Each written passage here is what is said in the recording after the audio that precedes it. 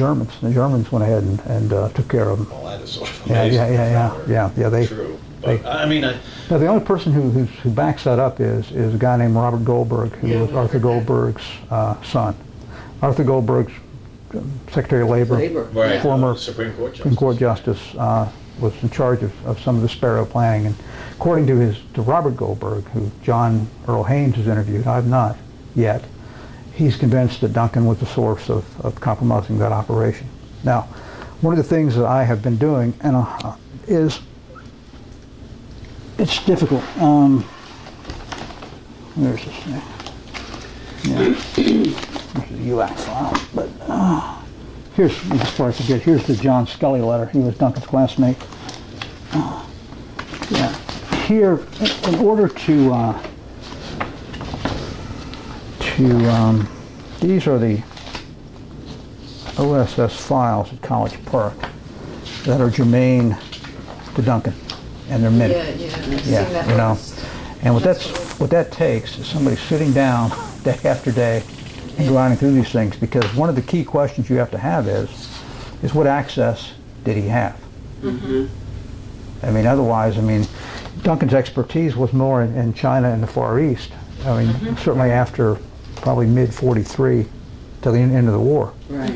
And so, you know, his knowledge of Europe would have been probably not all that great. Now, he was at one point in time in this OSS Secretariat. That was the nerve center of the OSS. So it's not impossible to see all the cables that would have come through there. Right. Now, what's funny, I say funny just in an odd sense, is that it's not clear to me how, if this is true, and with Duncan you always have to put the word if. Yeah. All right. So what I'm about to say is if. Yeah. If this is true, I mean, how was he being tasked? Did he select the information, or did they tell him what information they wanted? And it's not clear. Russian intelligence at that time, I mean, what Gola says is let me back up, I'm being disjointed. There is a letter in here. I've got another one of Duncan's old classmates, a guy named John Espy. And Espy was an interesting guy. He and Duncan were missionary children together in China. And they both wound up at Oxford as Rhodes Scholars too. And John says that John died. I mean, these guys are dying out. You know, the historical clock is ticking on a lot of this stuff too. People who actually were there.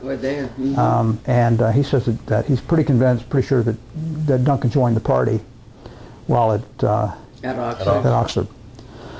Okay. You know, I don't know. I mean, one thing I'm convinced of is that unlike the Cambridge Five, there was no, at least if there is, and we don't know about it yet, an Oxford ring. I mean, nobody was recruiting these guys to go get jobs on Wall Street and penetrate American power. The Russians were interested in that, but at that time in the 30s, we weren't the Russians' main intelligence concern at all. The United States was not. They were more interested in Germany. They were more interested in the rise of fascism themselves. We were kind of a minor concern to them. That changed, obviously, when the war starts. They begin to wonder whether we're going to sell them out, we're going to strike a separate deal with Stalin, when are we coming to the Second Front? We become much more important to them, but at this time, we're not that important to them. So, you know, if he were recruited, if he did join the party, I think that's probably all it was. It was just a political party. There was no hand of Russian intelligence directing Duncan Lee to go to Wall Street, to join Wald O'Donovan's firm. I mean, this doesn't. I mean, he's there from 35 to 38. He spends 39 at Yale, so he can sit for the bar. Then he joins Donovan's firm. Now, again, why would somebody join the party join a Wall Street firm? So what's going on? You know, I have several friends who were in the party and whose parents were fairly influential in the party. And I've asked them, and one of them said she would do everything she could to see if she could find out. And, you know, asking old folks, you know, people from Connecticut and everything. Right. And she told me that she never